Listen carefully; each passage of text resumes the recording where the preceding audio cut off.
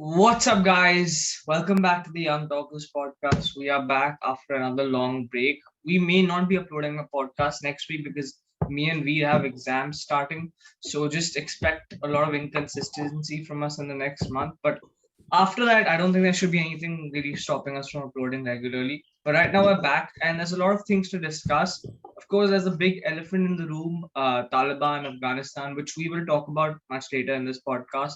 But first, we'd like to get over some of the more national emergencies that have taken place in our country of India. Firstly, starting off with a dip in national cases. Cases in India have dipped. They went from around like 63,000 right now at the moment, and they've gone down by like 5 to 10,000. So the cases are dipping, and there's also been reportedly 73 crore people who have currently sort of signed up for vaccines. So we are also seeing record vaccine highs of people, getting vaccinated with a COVID shield, with Sputnik or whichever one available there is. And but that's the state of the country. But the state of Maharashtra, where me and we reside, the situation isn't as good, as active cases are on the rise, and there's not exactly a third wave that has started yet, but cases are on the rise. Cases have jumped from 47,000 to 50,000, and overall Mumbai is also seeing a higher death rate of people who are get contracting COVID. The death rate is much higher than it would have been a couple of weeks ago. So definitely COVID is on the rise, although the overall threat across the nation seems to have subsided a little bit. But we still have a lot to do in order to get COVID out of the country. Veer, what do you want to say? Yeah, so I think when we talk about India, I think it's impressive how much vaccines we've given out. People don't appreciate the rate at which we've given it out because I just read yesterday that some of our states are administrating vaccines faster than whole countries. So UP, the state, Uttar Pradesh, is administrating vaccines faster than the whole of US at a speed, the rate. Obviously, the vaccines given out are not as much, but the rate at which they're giving it out is like 20% faster than what US is doing. Then even Maharashtra is administering vaccines faster than whole of Mexico. So there's a lot of states that are actually doing really well in administering vaccines. And why this is important to know is that now the cases that are occurring, people that are actually dying, more than 90% of these cases are either half vaccine or non-vaccine people. And I think this is even true for every other place like the US. I think in the US it's a lot more higher. It's like 95% or higher of the cases. I mean the deaths are related because they haven't taken the vaccine. Also, yeah, I think about Maharashtra and Mumbai. I think it's getting worse a lot because of the Ganpati festival going on right now, which has begun 10th September. Yeah, Mumbai has also put out the rule that we had initially in COVID, where more than five people can't gather. But obviously, that is difficult for it to come in practice because you see gatherings of 100, 200 people for the ceremonies where there's like large Ganpatis on the road.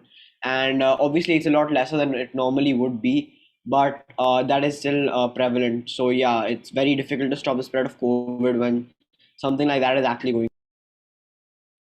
Yeah, in Maharashtra, because of the Ganesh Chaturthi festival, you're going to see a rise in COVID cases. But also, we are also not testing at our highest. In the last 24 hours, we've tested around 100 and around 1,33,000 people, which is like the lowest figure in like months. So Maharashtra currently, COVID testing is at a very low rate. So we still don't know the full scope of who has COVID, who is infected, and who is potentially dying of it.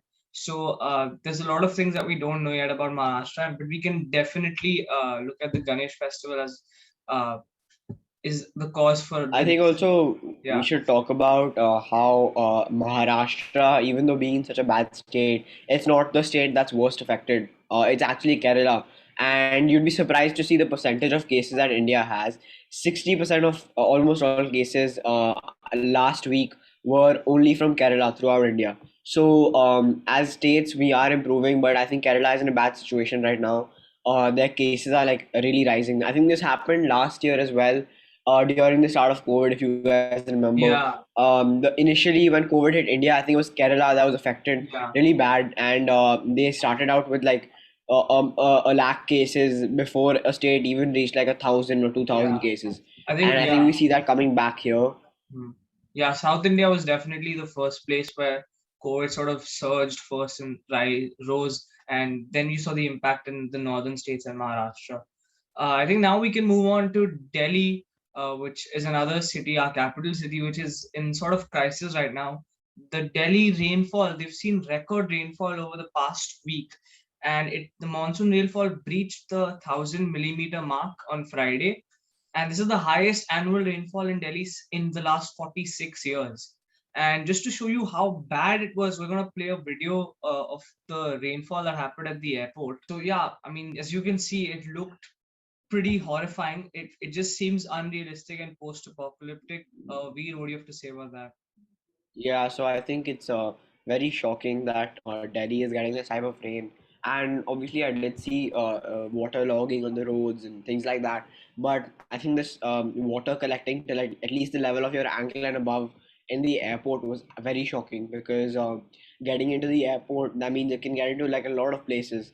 And that means the system of like water is not well maintained right now. And obviously, even if it was well maintained, the rain was not never expected to be this high. So it is a very difficult situation for them there right now. Work has stopped, and even like people who are trying to protest. There was a man trying to protest, and there was a very beautiful image of him just standing in front of the police banner and protesting in like knee deep water, and he was just Wow. standing there committing a silent protest. Yeah, 1975 was the last time they had rainfall that breached the 1,000 millimeter mark. And this is after that now, 2021 is when we've had that much rainfall. Again, our prayers sort of go out to people there who are struggling in the rain, whose flights have been delayed, and airports have been completely muddled with water. Now I think we can move on to sports related news. There's a lot of huge developments that have taken place, especially in football. I think we did talk about Cristiano Ronaldo joining Manchester United. He got sent from Juventus to Manchester United, and he just played his first match after like almost 10 years or something with Manchester United, and he ended up scoring two goals against Newcastle, and the final score was 4-1. They won the match. So we something to say about that.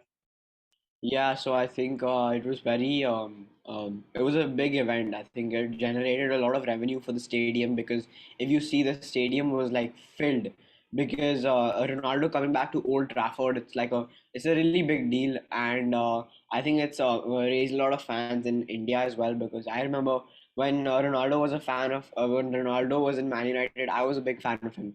And there's been a lot of people who are fans of Ronaldo and watching Ronaldo, and I think it was a very great debut performance by him. And I think it's very interesting that he's at such an age at which normal athletes don't perform at such a level, and people need to appreciate that as well. That at an age performers don't actually perform that well. Yeah, it was an absolute frenzy in the crowd when he got his second goal in. So it's a pretty magical moment to see someone return after changing clubs to Real Madrid and then becoming an icon there, then going to all of a sudden just shifting to Juventus, which came as a big surprise and was pretty shocking to a lot of fans, heartbreaking to a lot of Real Madrid. And now he's coming back to his original club, and at the age of, I believe, 36, Cristiano Ronaldo, I hope I didn't get that wrong, but we'll check that. But I think Cristiano Ronaldo is around 36 years old. So at that age to still score such efficiently, and also knowing that he's going to be taking part in the 2022 World Cup, him and Messi, this could be the last time, most likely is the last time we see them take part in a World Cup such as this that'll happen in Qatar. You can only look forward to the level of football. At this age, it just seems like they've just reached their peaks. So it'll be a fantastic World Cup, and we definitely look forward to that. Just to end it, like we talked earlier about the big elephant in the room, that is Taliban in Afghanistan and the chaos that has taken place. We didn't have a podcast last couple of weeks, and we missed the reporting of the Taliban bombing. I mean, not the Taliban bombing, but the Afghan bombing that took place at the airport. Over 100 people, 190 people, like it was a huge death toll, and we just can't wrap our heads around that. It was done by a small terrorist group known as ISIS-K, and it definitely caused USA to do several strikes after that, several drone strikes on hideouts of ISIS-K. So, I mean, if Yeah. this is pretty much, we're on the verge of like a large scale war here. I Yeah, don't it's really, bad because yeah, the bombing, if you talk about the airport bombing, I think it was just like US was waiting for the Taliban to conduct a small thing like that, and I think the US was just waiting for that so that they could attack and justify their actions of the by the bombing that they did at the airport. So I think you're right; it could lead to a massive war, um, and it's very possible at this point of time. And yeah, I think the women being banned from sports was very controversial, but like you can't say anything when everything Taliban does is almost controversial. And the statements they actually made with that are like very kind of disrespectful to women because they said that women don't need to be in sports, they should be working at home instead, doing the home work, basically being a housewife. And I think the worst part is that the women don't have the freedom there to even speak up about it because we saw how last month, in the last 2 months, the women protesting there were immediately put into jail, and the women protesting near the capital, near the airport, they were like completely treated with disrespect, not taking their opinion. So I think the worst part is that these women can't even speak up, nor can anyone else. So speaking up against the Taliban is like a big deal there. yeah. So yeah, There's an oppression of freedom of speech to freedom to protest. In fact, you will see these protests of women wearing burqas who are sort of promoting Taliban, which I don't know if this is real, but it's a photo that has surfaced and people are talking about it. How perhaps Taliban is trying to counter the the protest by saying there are women on our side as well.